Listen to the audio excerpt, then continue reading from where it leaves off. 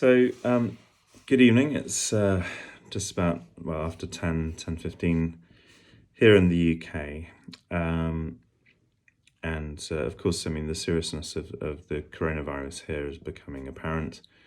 I'm not going to talk at length about the numerous missed opportunities to do practical things to prevent the spread of this virus in certain countries outside of China. But we all know the countries that have dealt with this rigorously. It's not just a question of political systems, it's a question of approach in terms of testing, isolating, identifying people that have had this virus, building up that full picture, rather than some myth of letting it spread, getting some degree of herd immunity, protecting the most vulnerable in the population and hoping it'll turn out for the best.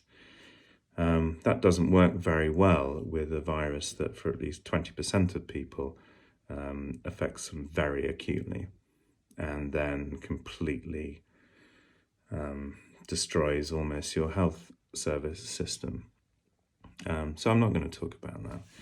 Instead, I'd like to read a poem from the book that I've currently published recently. This is Exploring Rights. There it is. Haven't seen it before.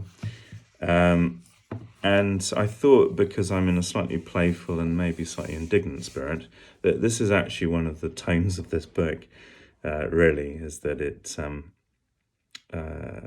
what's the word? I don't want to say indignant. Yeah, Blake used to talk about, or at least wrote about, I think in Songs of Innocence, or maybe it was the introduction to the Proverbs of Hell, I can't remember. Ask a Blake specialist, about righteous indignation. And I think, there's a need for that sometimes, particularly when the public space for debate becomes so laughably out of touch with truth and reality. So in that spirit, I'm going to read a slightly funny poem, an experimental poem from the book. And the title is Nicole Kidman versus the Robot, I've been joined by a moth, Flying Reimagined. Now that's a slightly long title, I should explain. Etihad Airways did an advertisement in which Flying Reimagined was their theme and slogan. And they hired Nicole Kidman to present and be part of that advertisement. And it shows the beautiful sort of business lounge, and more than that, first class not lounges, cabins that they have. And as such a brilliant actor, she's able to carry off the slightly vacuous text that she was given.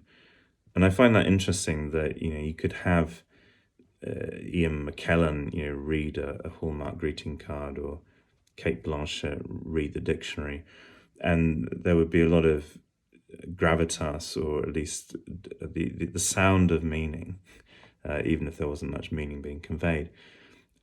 So this poem is a bit of a joke about taking the text that Kidman is given to perform in that advertisement, and then sort of processing it. So that's the robot.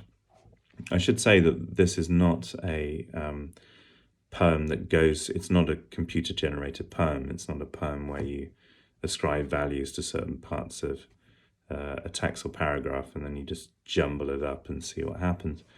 That could create something interesting by accident, as it were, but it's not that. So the robot is something I've written, which I hope actually conveys more meaning than the text from the advertisement for Etihad Airways. So I'll just read, actually I should say, this poem it says, with thanks to Etihad Airways and Max Burwald.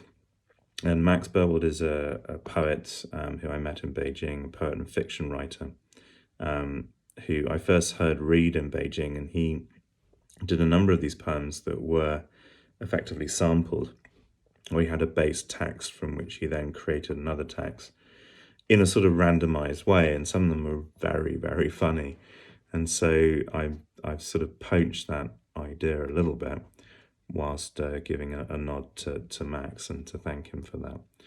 So first of all, I'll read what Kidman reads in the ad, because it's really badly written, but somehow she carries it off as any actor of her sort could. And then I'll read the robot, the imagined robot. Kidman. Occasionally people come along who are not content with simply moving things along. They want to take things further, tear up the plans and start again. Then take another brave step. They will see the future and knock down the walls to reach it. Insist a dream is possible. Overcome all indecision and take a running jump into the uncharted. Bored by reinvention of the superficial kind, they want more. Because their goal isn't to improve on what has been done before, but to totally reimagine it. That's a pretty bad piece of writing. But let's see what the robot does with it. Not superficial indecision, but overcome by another brave step.